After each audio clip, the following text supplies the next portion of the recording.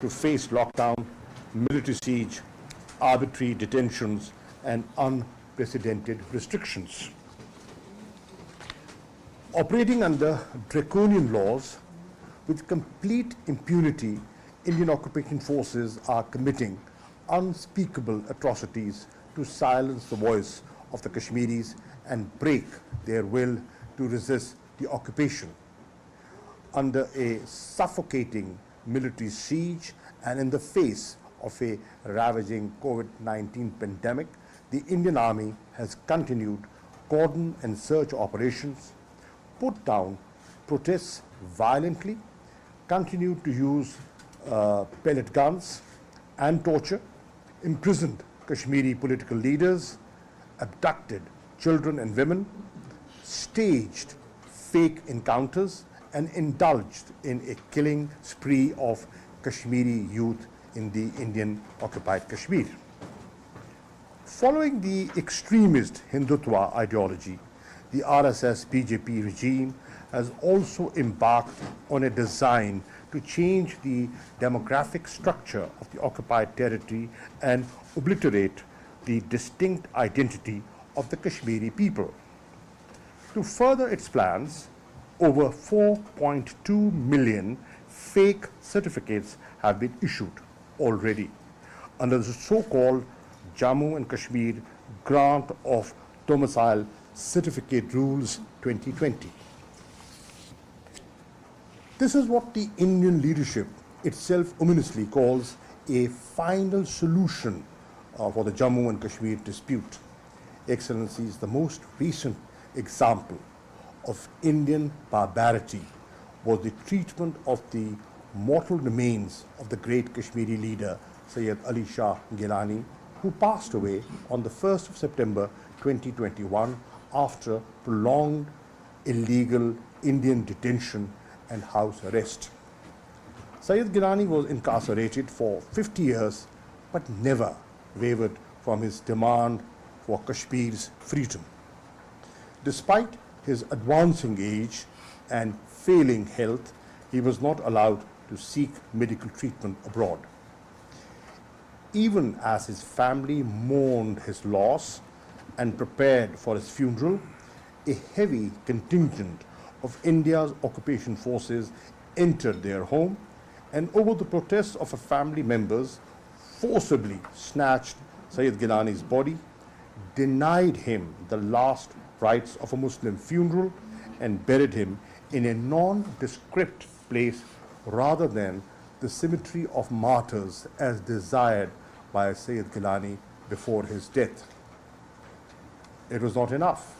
Gilani's family members were later charged for draping his body in the Pakistani flag as he had wished. The government of India was so afraid of Sayyid Gilani and what he stood for that they resorted to this inhumane act even after his passing away. This clearly shows that India would trample all civil and human values to perpetuate its brutal occupation of the Indian illegally occupied Jammu and Kashmir. Excellencies, to sustain the focus of the international community on Indian transgressions and to hold India accountable, the government of Pakistan has recently released a comprehensive and well-researched dossier containing the entire range of gross, systematic and widespread violations of human rights perpetrated by Indian forces in the Indian occupied Kashmir.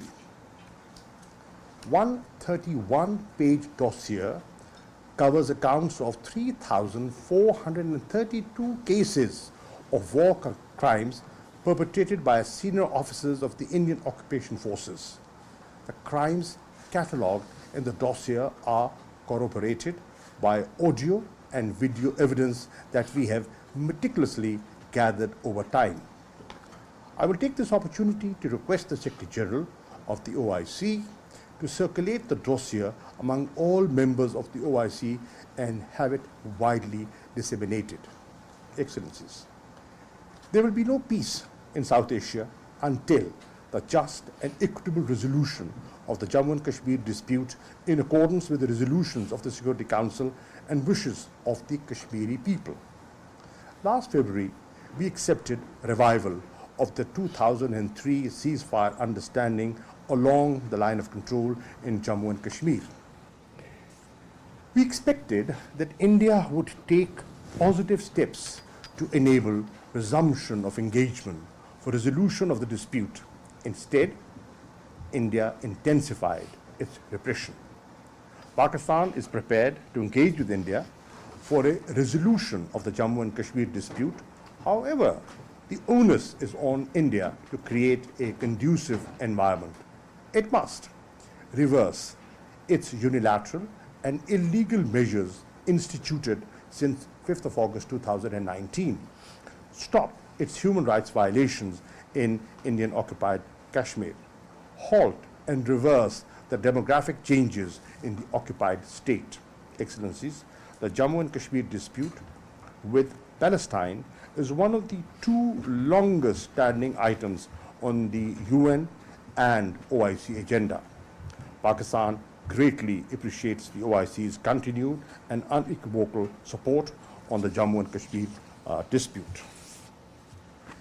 The organization has been at the forefront of efforts to support the just and legitimate struggle of the people of the illegally occupied Jammu and Kashmir for their inalienable right to self-determination as reflected by the decisions and resolutions of the Islamic summits and Council of Foreign Ministers sessions and the statements issued by the General Secretariat and the Independent Permanent Human Rights Commission. The OIC's contract group has made invaluable contribution in galvanizing global attention to the worsening situation in the Indian-occupied Jammu and Kashmir. In view of the grave situation, it is imperative that the OIC enhances its efforts to facilitate a lasting solution to the Jammu and Kashmir dispute. The oppressed people of Kashmir now, more than ever, count on OIC and the Muslim Ummah. I also request Your Excellency's active support in raising the issue at relevant UN forums, including the General Assembly and the Human Rights Council, and I would like to thank the President of Turkey for doing so in his statement. Before concluding my remarks, I once again thank you for your participation today.